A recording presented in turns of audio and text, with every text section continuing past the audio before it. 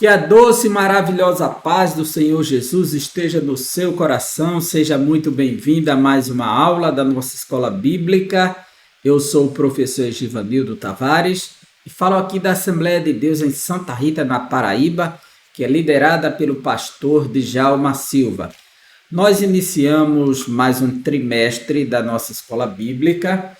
Desta feita estamos estudando a lição A Justiça Divina, a preparação do povo de Deus para os últimos dias no livro de Ezequiel.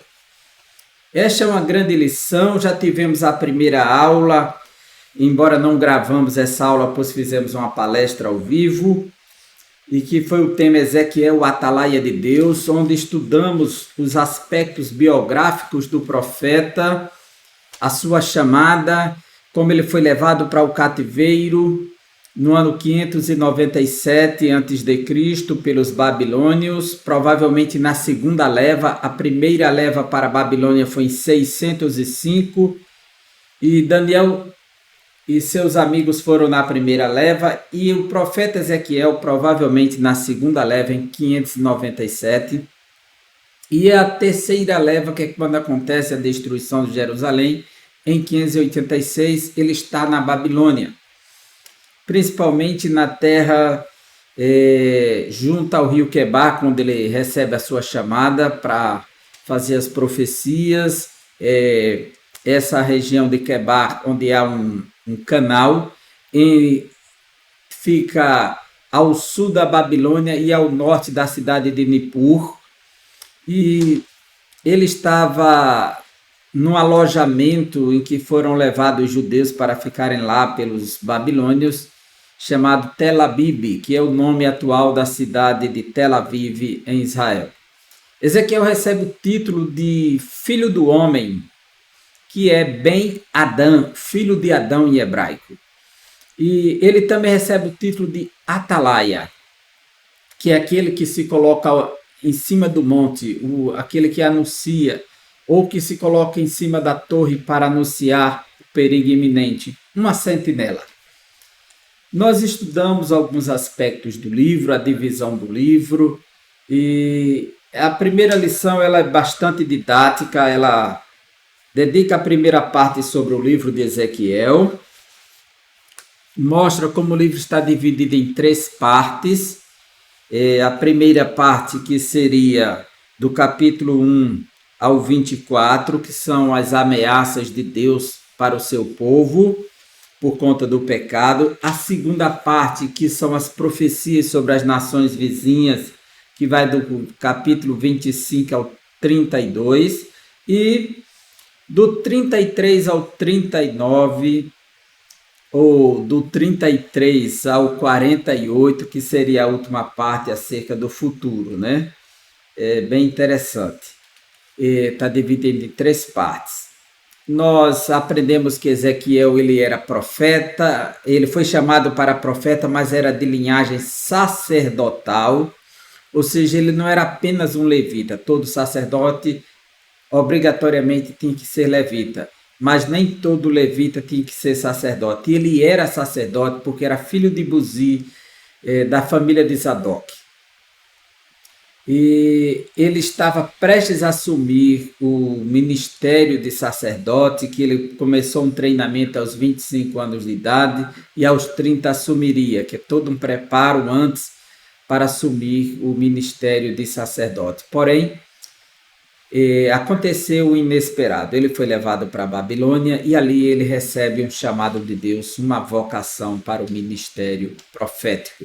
E vamos estudar hoje a lição de número 2, de forma muito específica, no capítulo 7 do profeta Ezequiel. E a nossa lição é: Vem o fim. Vem o fim. Já pensou que tema? Vem o fim.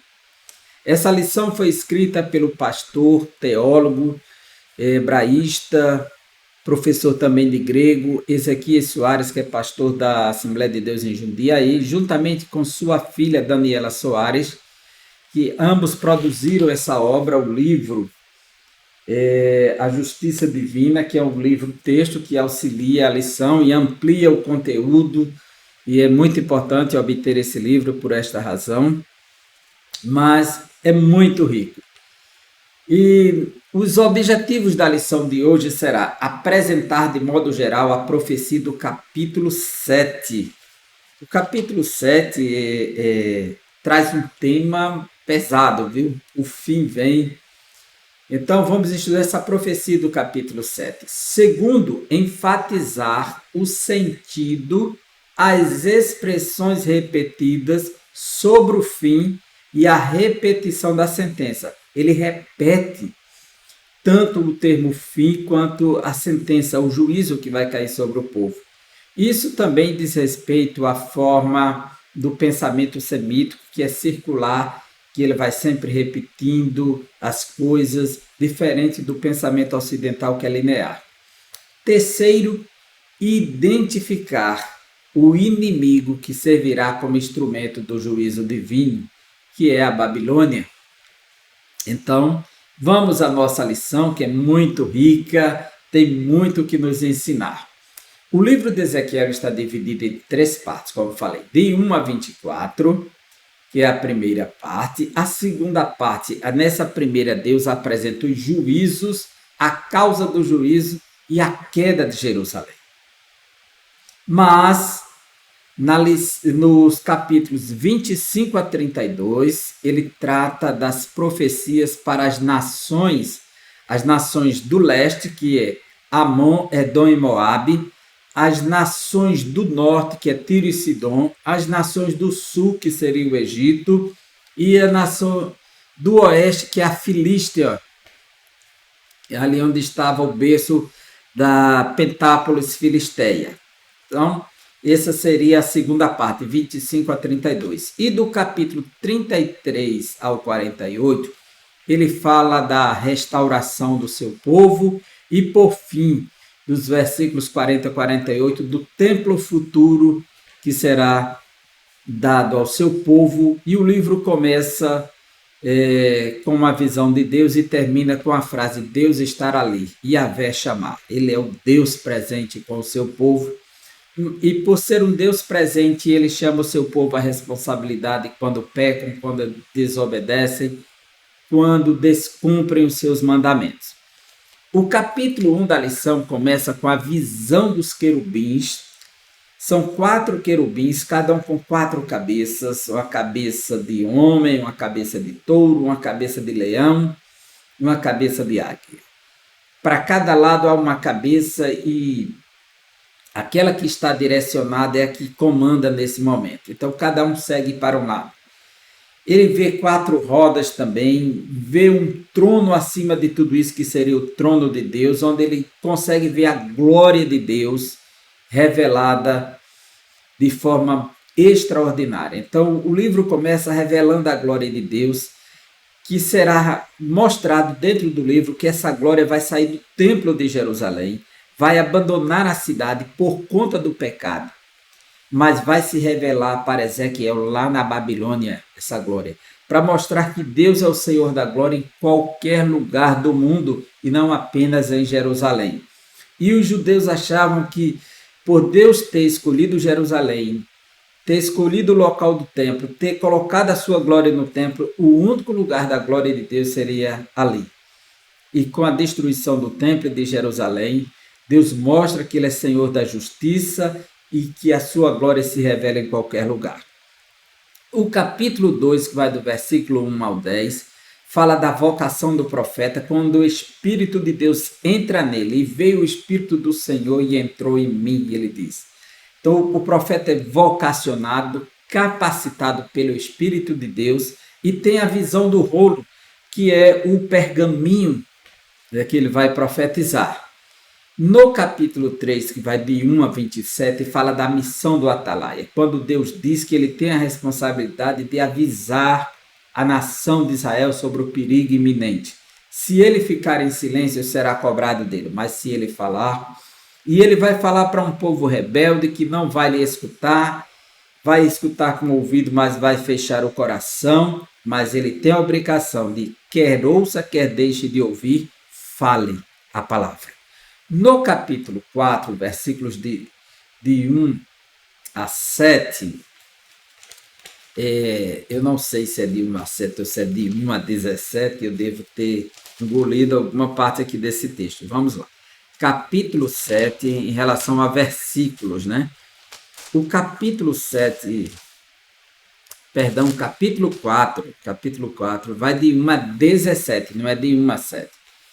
Isso mesmo, de 1 a 17. Ele fala do cerco de Jerusalém e como Deus vai trazer os inimigos para cercar a cidade de Jerusalém. Isso é representado pela forma como o profeta vai se deitar e vai se posicionar por um certo tempo de um lado e depois do outro, amarrado, e vai comer um pão da imundícia. É o estado que o povo será levado depois do cerco de Jerusalém.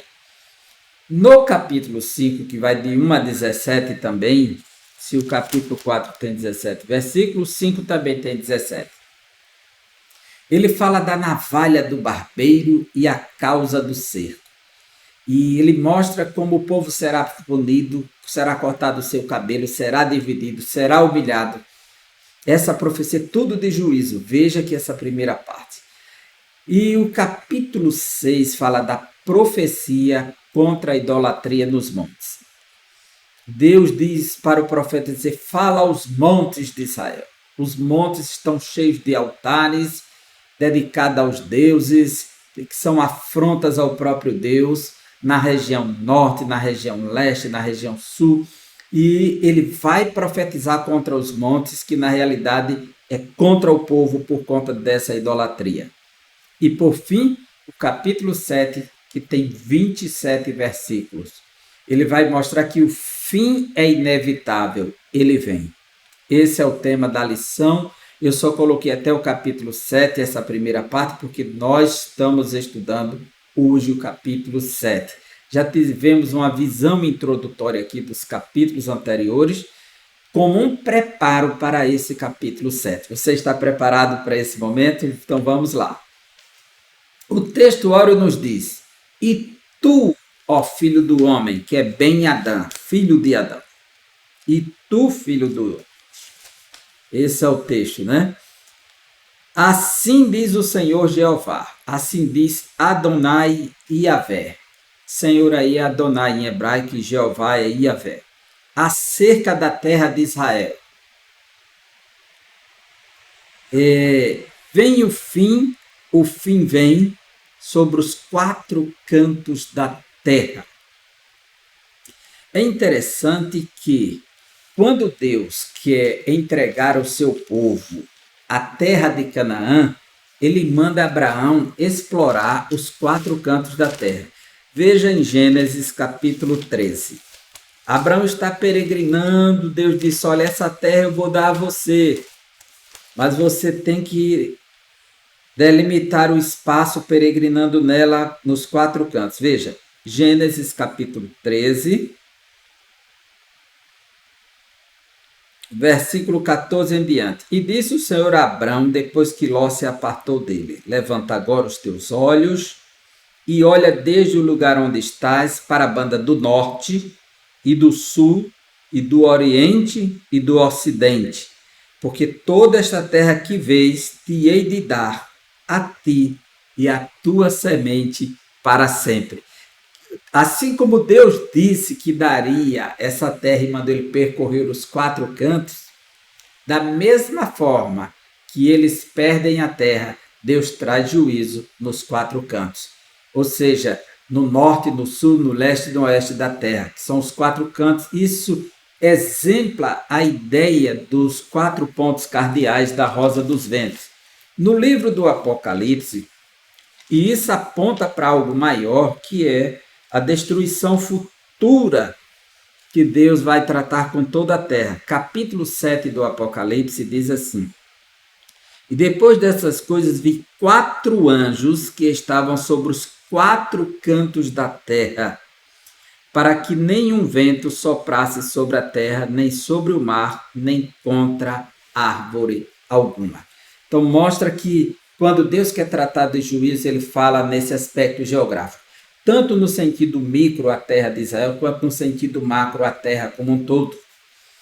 A verdade prática diz o atalaia de Deus, soa o alarme do iminente perigo. Anuncia que o inevitável juízo divino se aproxima. Por que inevitável? Porque Israel endureceu o coração, Judá tornou seu coração empedernido, endurecido, pedrificado, petrificado. Então era algo inevitável, não tinha mais como voltar atrás. Eles seriam punidos porque rejeitaram a palavra do Senhor.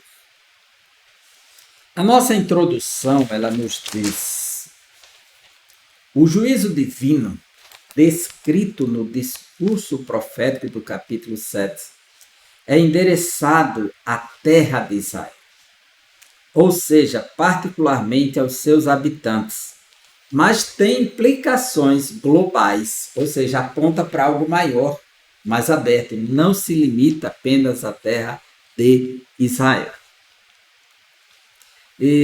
Os contemporâneos de Ezequiel na Babilônia e até mesmo em Jerusalém, que lá estava Jeremias profetizando para o povo, recusaram a mensagem dos profetas, principalmente de Ezequiel e Jeremias, por não acreditarem que Javé, ou Iavé, o Jeová, permitisse que os ímpios conquistassem a cidade e destruíssem o templo. Eles colocaram o coração no objeto, na religião, achando que seria isso que iria livrá-los do juízo divino. O grande equívoco do ser humano é achar que Deus lhe trata por sua religiosidade, quando na realidade Deus olha o nosso caráter, se estamos de acordo com a sua vontade ou não. Deus nos trata segundo o nosso caráter, não segundo as nossas atitudes que contrariam o nosso caráter e a vontade dele, que não está em harmonia com os seus propósitos santos e perfeitos. E aí aconteceu do povo colocar o coração no templo, colocar o coração na cidade e achar que por ser a cidade santa, Deus não vai destruir. E achar porque o templo é a morada de Deus, Deus não vai destruir. Talvez até eles abrissem o Salmo 46 que dizia: Deus é o nosso refúgio e fortaleza, socorro bem presente na angústia, pelo que não temeremos perigo nenhum. Há um rio cujas correntes, que é o rio de Gion, que alegra a cidade de Deus, que é Jerusalém. Deus está no meio dela, não será abalada. Desde que estejamos de acordo com ele, desde que esteja em harmonia com a sua vontade, não será abalada. Mas a não ser, vai tombar. Foi o que aconteceu. Sobre a profecia do capítulo 27. Olha, esse capítulo é tremendo. 27 versículos, nós vamos analisar alguns, aqueles que determinam e orientam o que é esse texto do capítulo 7. E nesses 27 versículos vamos ver agora. Olha só. Ele começa na introdução, versículos 1 e 2. Depois veio a palavra do Senhor a mim, dizendo. Essa expressão, a palavra do Senhor que veio a mim, aparece mais de 20 vezes no livro. Veio a palavra do Senhor a mim. Já a expressão veio a mão do Senhor sobre mim aparece 6 vezes no livro do profeta Ezequiel.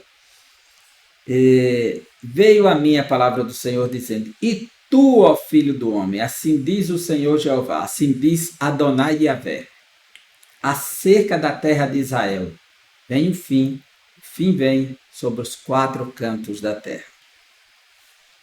Ezequiel introduz a profecia com a fórmula usual dos profetas de Israel. Veio a palavra do Senhor a mim. A chancela de autoridade divina, assim diz o Senhor Jeová, é a marca registrada dos profetas de Javé. Isso mostra que Deus é a fonte da profecia, conforme 2 Pedro 1, 20 e 21, que diz que nenhuma profecia foi dada por vontade humana, mas veio da parte do próprio Deus. A profecia verdadeira e autêntica, ela vem de Deus. Então ela tem a chancela de Deus, tem a aprovação de Deus e tem a garantia que vai se cumprir porque veio de Deus. era uma forma de comunicação divina inconfundível, diferentemente da natureza da atividade profética inicial, que ocorria por meio de visões. Quer dizer, ele começou tendo aquela revelação por meio de visões, mas agora é a própria palavra de Yahvé que está chegando para ele. Essa fórmula, veio a palavra do Senhor a mim, que ela é um modelo, ela aparece mais de 20 vezes no livro. Essa fórmula verbal de revelação indicava ser a mensagem recebida de forma externa, direta e audível. Então ela vem para ele de fora. Então ela vem, é direta, ela é audível, ele escuta. Ela é direta. A extensão dessa mensagem. A expressão hebraica Adamar Israel. É interessante notar aqui esse detalhe, porque Deus diz assim: e tu, filho do homem, assim diz o Senhor Jeová, acerca da terra de Israel. A expressão terra de Israel é muito comum no Antigo Testamento usar a palavra Eretz, Eretz Israel, que é a primeira palavra que está no Gênesis 1:1. Bereshit bara Elohim vet haaretz, haaretz.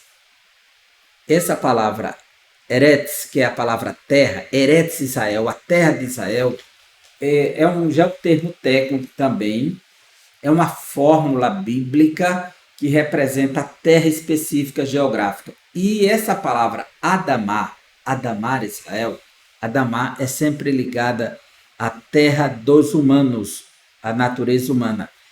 E aqui ele recebeu essa revelação, a terra de Israel, usou essa expressão Adamar, que se você olhar para essa expressão Adamar Israel, Adamar, que vem a palavra Adão.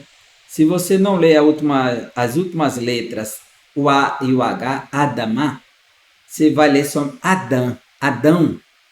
E Adão é aquele que foi tirado da terra vermelha, Adamar. Então é Adamar Israel, fala para a terra de Israel. Essa expressão do verso 2 aparece 17 vezes no livro de Ezequiel. Veja que é interessante isso aqui. Por quê? Em nenhum outro lugar do Antigo Testamento aparece isso aqui, Adamar Israel. O termo que é usado da terra que Deus faz o Adão, que indica também a terra humana. E aqui ela aparece aplicada à terra de Israel como um conceito muito específico no livro. Isso indica a ira divina sobre o povo, esse Adão, o povo de Israel, no seu próprio território. Olha a especificidade desta expressão Adamar Israel, indica que é o povo de Israel no seu próprio território. Quer dizer, a dimensão geográfica que Deus os colocou, porque Deus escolheu aquela terra, Deus estabeleceu os limites da terra para Israel, e agora eles contaminaram a terra, e Deus vai tratar com eles naquela terra, com aquele povo que ele fez aliança. Mas ninguém deve restringir esse castigo somente a Jerusalém, pois ele tem também um caráter cósmico, vai além. Portanto, extensivo a outros lugares. Isso fica claro pelo uso da expressão escatológica. O fim vem sobre os 4 cantos da terra. É claro que ele está falando que os 4 cantos da terra de Israel, inicialmente, no sentido micro e no sentido macro, ele tem um eco profético que vai além da própria nação de Israel. E essa expressão se refere a toda a terra, conforme Isaías 11:12 e Apocalipse 7:1, que já lemos. Quando? Olha só, se eu tenho essa introdução sobre a profecia, sobre a extensão da profecia que é sobre os 4 cantos da terra, quando é que vai acontecer essa profecia? O agora, no versículo 3 e no hebraico, atar. Agora que ressalta a iminência do fim. Veja o versículo 3. Agora vem o fim sobre ti. Não é uma coisa demorada. É agora. Não é para amanhã, não é para depois. É agora que Deus está dizendo à nação de Israel. Porque enviarei sobre ti a minha ira e te julgarei conforme os teus caminhos e trarei sobre ti todas as tuas abominações. Então, é agora. Atar.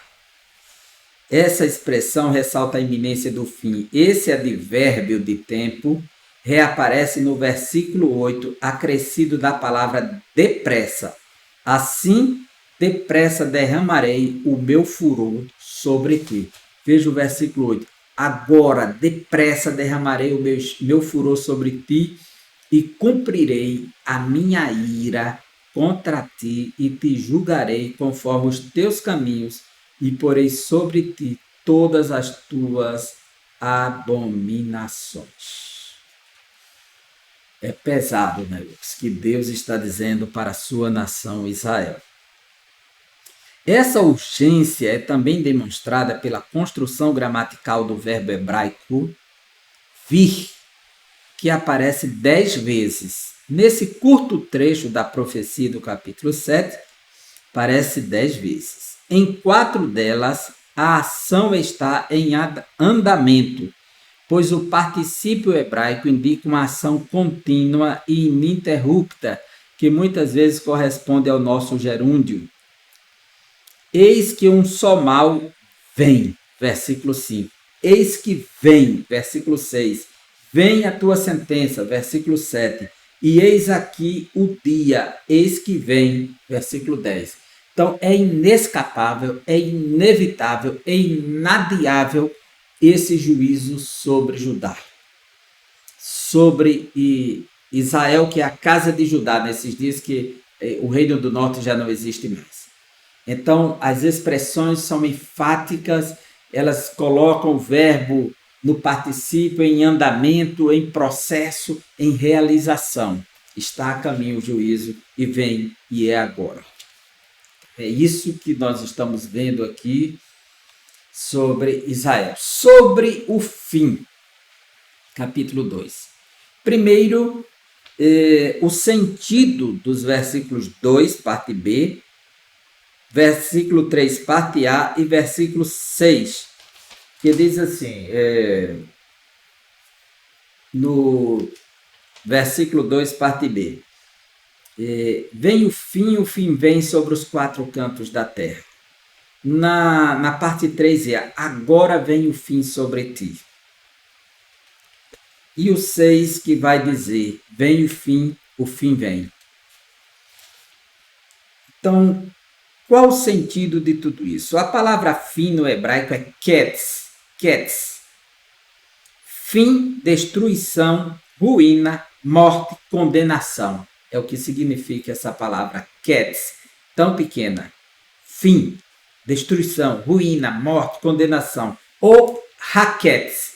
Haketz, em hebraico, é precedida do artigo definido fim.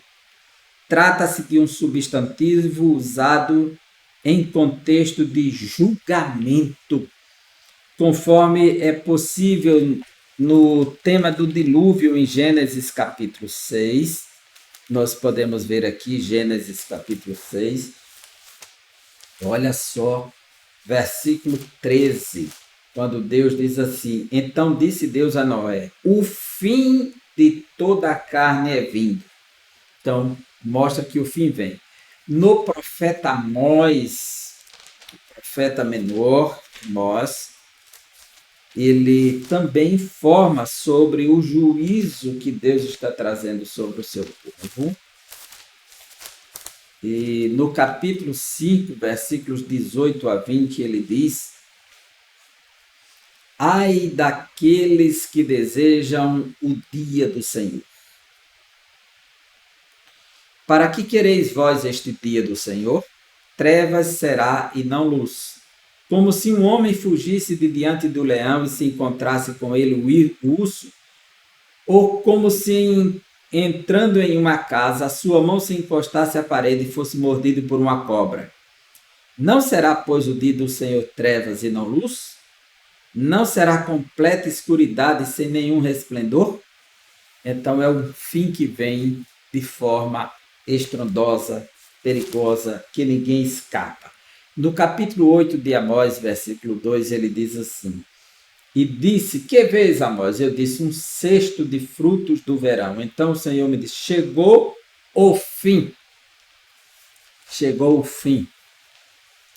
Então esse sentido ele mostra que essa palavra aparece 5 vezes nos versículos 2 e 3 e 6 num discurso poético cujo objetivo é causar impacto nos leitores originais. Então essa repetição tem um propósito de atenuar o sentido, o significado e despertar a consciência. Talvez aquilo que Paulo disse, Deus está sendo longânimo, dando uma oportunidade para que o povo se arrependa. E não dizendo que está aprovando os seus maus caminhos, como muitas vezes eles interpretavam. A literatura poética bíblica se sobressai não apenas pela sua beleza, mas também pela facilidade do povo em memorizar sua mensagem.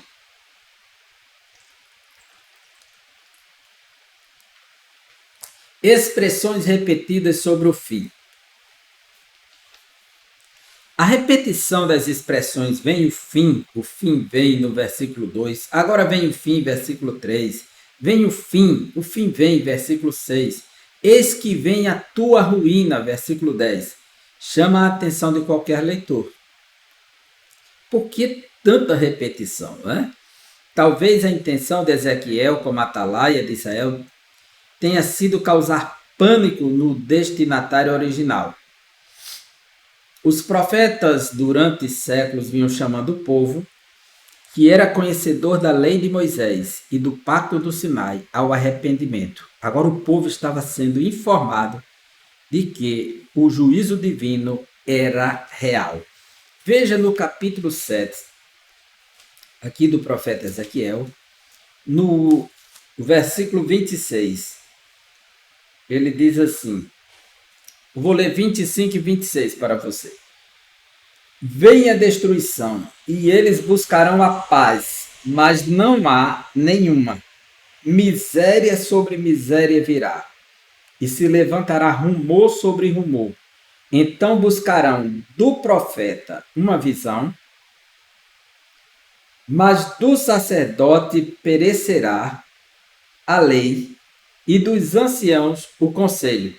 Eles nem vão ter mais a visão do profeta, nem a lei pelo sacerdote, nem o conselho por meio dos sábios anciões. Tudo isso eles perdem agora que o fim vem. O povo se afastou disso aqui. Aspecto da repetição da sentença. O ponto 3. Os versículos 4 e 9 são repetidos. Vou ler para você o versículo 4 e depois o 9. E não poupará sobre ti os teus caminhos, e as tuas abominações estarão no meio de ti, e sabereis que eu sou o Senhor. Versículo 9. E não te poupará o meu olho, nem tereis piedade conforme os teus caminhos. Assim carregarei sobre ti as tuas abominações, estarão no meio de ti, e sabereis que eu, o Senhor, castigo. É interessante notar que essa proposta de castigo para o seu povo, ela domina o livro de Ezequiel. No capítulo 8, versículo 18 do mesmo livro, está escrito, 8 e 18. Pelo que também eu procederei com furor, o meu olho não poupará, nem terei piedade, ainda que me gritem aos ouvidos com grande voz, eu não os ouvirei. Veja que peso, né? 8 e 18. Capítulo 9, versículo 10. Profeta Ezequiel. Pois também quanto a mim não poupará o meu olho, nem me compadecerei. Sobre a cabeça deles farei recair o seu caminho. Veja como Deus está indignado com o seu povo, vai punir o seu povo, a inevitabilidade deste juízo implacável. Então, isso vai se repetindo Ninguém deve se surpreender com a intensidade desse juízo anunciado de antemão, pois é compatível com a natureza divina, conforme Naum 1 e 3. Um dos objetivos desse juízo é a erradicação da idolatria por causa das abominações. Se a gente ler o capítulo 6, verá que Deus está mandando uma notícia por conta dos montes de Israel que estão contaminados com altares de idolatria. Se a gente ler o capítulo 8, vai ver que o templo está contaminado de idolatria. Então, eles estabeleceram deuses para adorar, para venerar. A próxima lição nós vamos estudar sobre as abominações do templo. Então, vamos falar desses deuses que estão presentes dentro do templo, causando ciúmes para Deus. Então, é algo inevitável aqui. Visto que a casa de Israel recusou esse remédio, se afastar da idolatria pelo arrependimento, todos estão sendo informados de antemão sobre a causa da destruição e lhes é dada a oportunidade de arrependimento. É uma reflexão relevante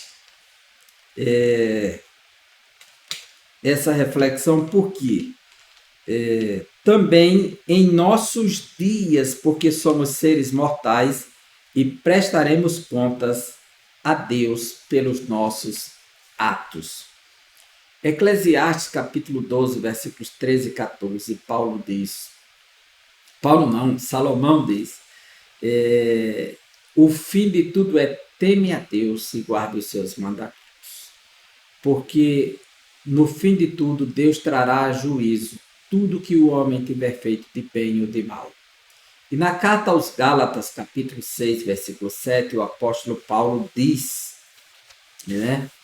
que não erreis, Deus não se deixa escarnecer, tudo que o homem semear na carne ele vai ceifar.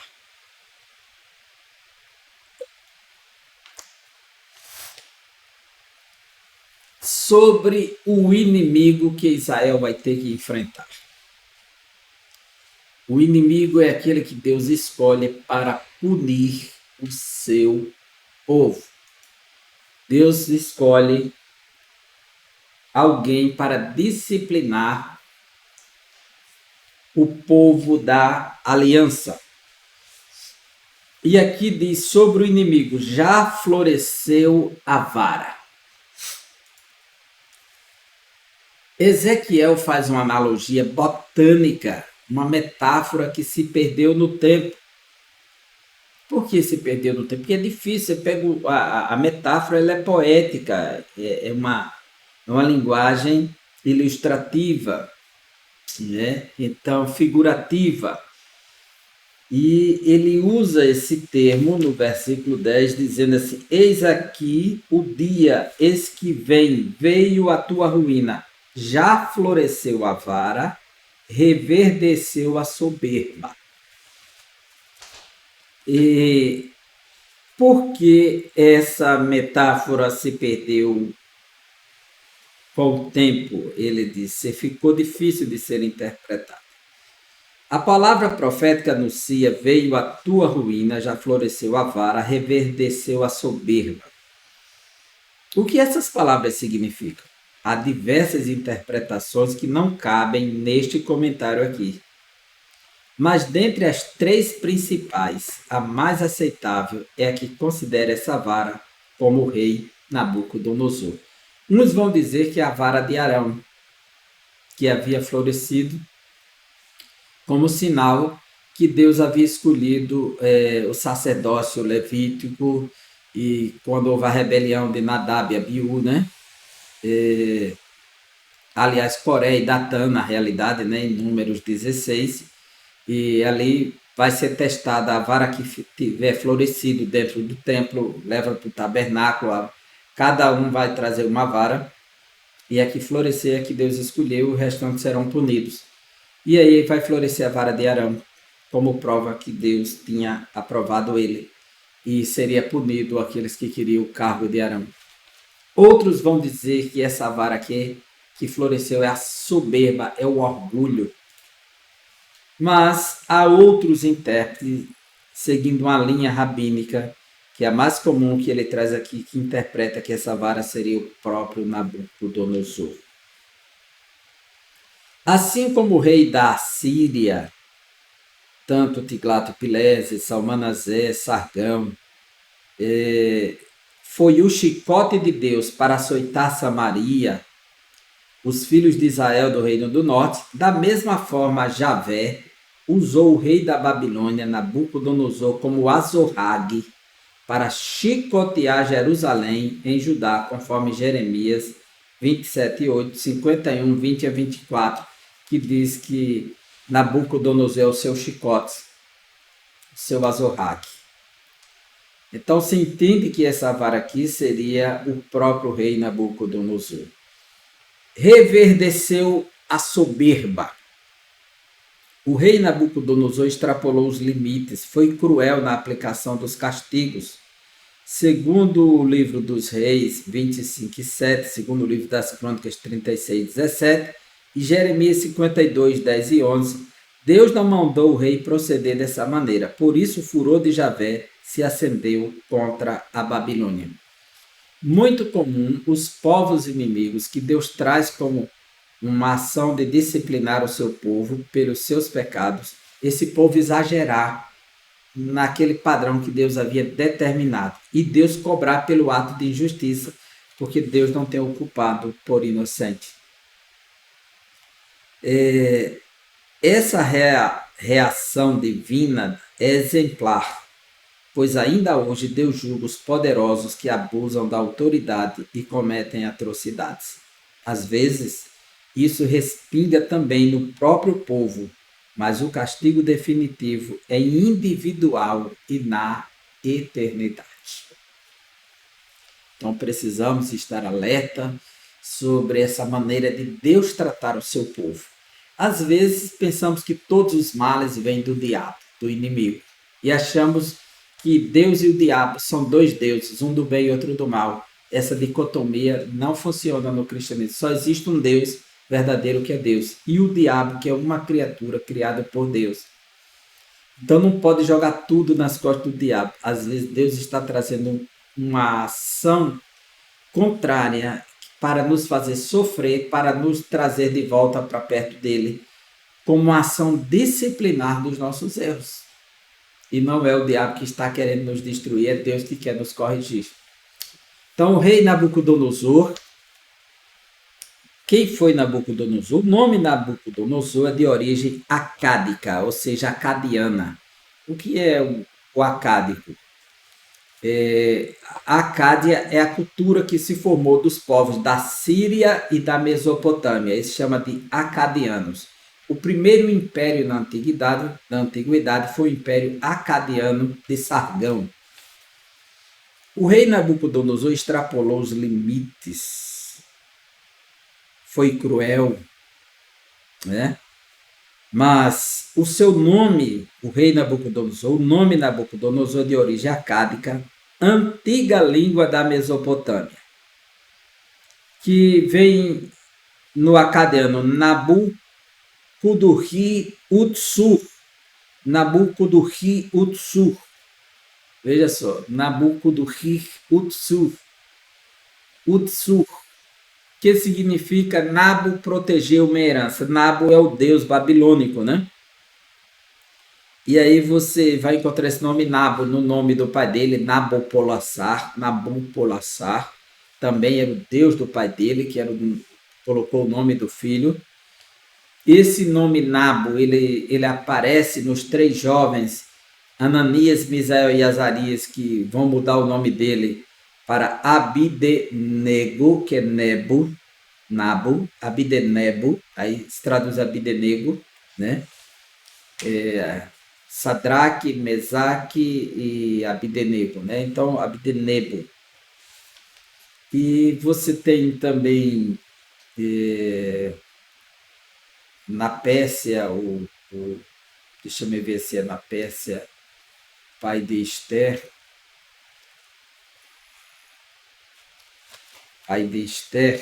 deu um branco agora, olha,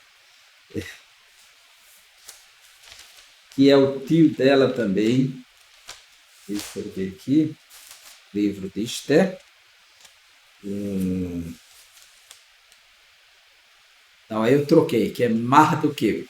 Marduk, que é outro deus babilônico e perso, né? Tanto está na Babilônia quanto está perto. Marduk, eu confundi com Nabu. Ok. Então, Nabucodonosor, que significa Nabu protegeu minha herança. A forma que mais se aproxima do original no hebraico, qual a forma que mais se aproxima no original hebraico? É essa expressão aí, Nebuchadrezzar. Nabuchadrezzar. Em hebraico, esse CH você lê como H. Então, Nabuchadrezzar. Nabuchadrezzar. E aparece 30 vezes no Antigo Testamento essa expressão.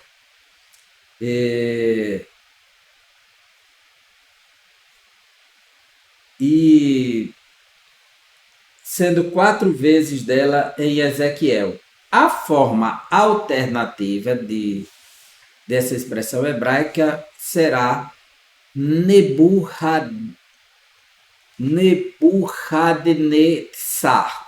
Nabuchadnezzar. Nebuchadnezzar. Nebuchadnezzar. Então, vou repetir mais uma vez. Nebuchadnezzar. Então, essa seria a forma alternativa.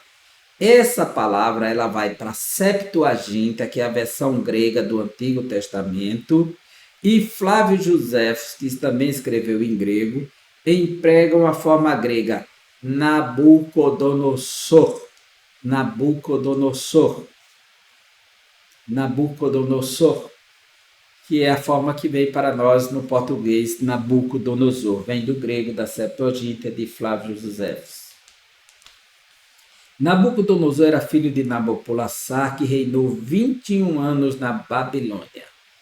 E Nabucodonosor reinou 43 anos. Então, seu governo passou para seu filho Nebuzaradã, que passou para o outro seu descendente, e ainda temos 4 reis pela frente até chegar em Nabonida e Belsazar. A Babilônia. O termo Babilônia é também de origem acádica, vem de Babili, porta de Deus ou portão de Deus. O Antigo Testamento hebraico usa Babel, que é a forma contraída, Babel, onde nessa cidade Babel, que é o nome original de Babilônia, vai se construir a primeira torre, o zigurate, que chama de a Torre de Babel. Babel é a cidade. Babel e a Septuaginta usa a forma grega Babilon, que é Babilônia. O nome do país é o mesmo da sua capital. Veja que o Antigo Testamento dá ênfase a essa cidade, Babilônia, porque ela é a primeira cidade em oposição à vontade de Deus, que os homens agem por conta própria, sem consultar o Senhor, para fazer o seu nome grande e poderoso e dominar a terra. Então, eles vamos construir uma cidade e uma torre cujo topo toque os céus. E faremos o nosso nome célebre em toda a terra. Eles tinham o intuito de querer dominar a terra. Então, Deus pega uma cidade que é o oposto dessa, que é Jerusalém. Então, essas duas cidades estão em oposição, Jerusalém e Babilônia. Quando o povo obedece, vai para Jerusalém. Quando o povo desobedece, vai para a Babilônia. E o livro de Gênesis já nos apresenta o rei Melquisedeque, que é sacerdote e rei. Veja, sacerdote e rei Melquisedeque, que é o rei de Salém, que é a antiga Jerusalém. Essa cidade será conquistada por Davi, transformada na capital de Israel. O templo será construído por Salomão lá, e ela se torna a cidade santa, a morada de Deus. O oposto de Babilônia, que é a morada dos demônios. Sai dela, povo meu, morada dos demônios. A Babilônia vai cair. E o livro do Apocalipse termina com a queda da Babilônia e a descida da Nova Jerusalém, que é a cidade de Deus. Por isso que essa cidade ela tem uma importância na história da redenção e do juízo. Tanto Babilônia quanto Jerusalém estão em oposição.